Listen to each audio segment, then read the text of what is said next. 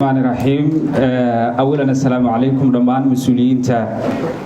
شرفت بدن وهو الرئيس مامور كدقمة قرعال لبدأ قدومي كحجين قدومي عبد الرزاق يسود وكله قدوميها أربعة برشة xildhibaankii hore galmudug gacal dhalinyarada kale iyo waliba suuliyiinta kale goobta ku sugan xisbiga ka tirsan sida horaantii ay sheegeen dad badan oo xallayay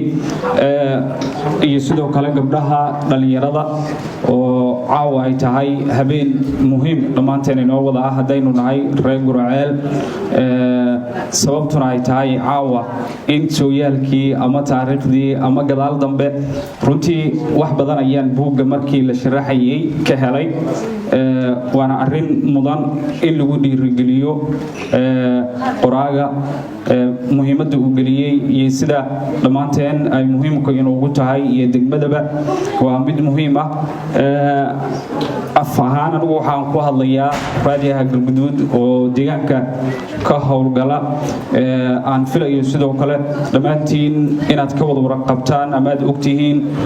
marxaladaha aynu ku soo shaqeynay iyo hadda halka aan marayno dadaal dheer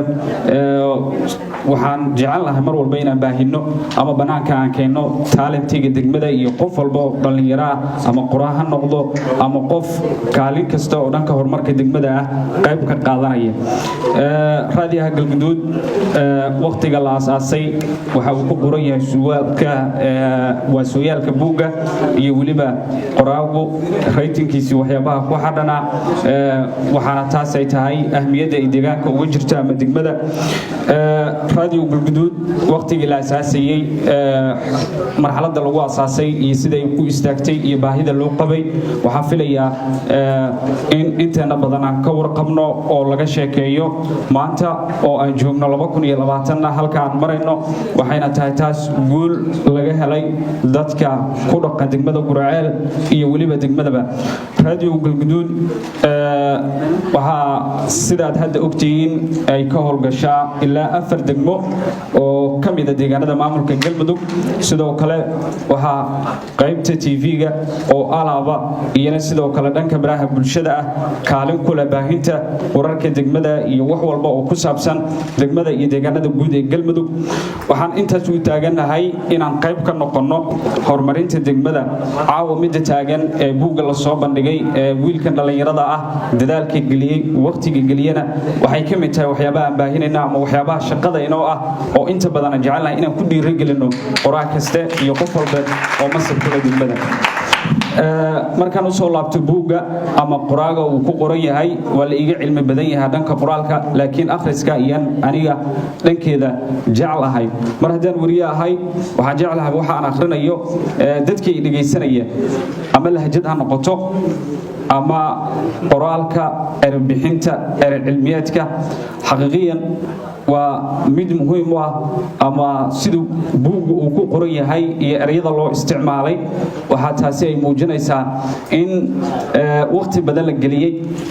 sidoo kale qoraagu oo in badan ka u fakaray oo sidoo kale meesha waxa ka muuqda ay yihiin dhan walba marka loo akhrinayo ratingka ama qoraalka inaad ku raaxaysanayso waxaan uga mahad celinayaa waqtiga uu galiyay xasuusinta inuu dib inoo celiyo halkaan ka nimid meesha aynu ka asaasanay halka aan joogno taariikhda dadkeena ugu leh uma malaynayo wixii caawa ka dambeeyay mar buuggaas haddii aan akhriyay ama aan arkay in Guraceel halka ay ka timid iyo waxa ay tahay aan u baahan doono mar kale raadinteeda waana mid aan ku ammaanayo uga mahad celinayo qoraaga waxaan filayaa sidoo kale rajeynayaa wax badan oo Guraceel ku saabsan maadaama Guraceel tartan ay ku jirto caqabado badan ay haystaan marka loo fiiriyo halka ay ku taalo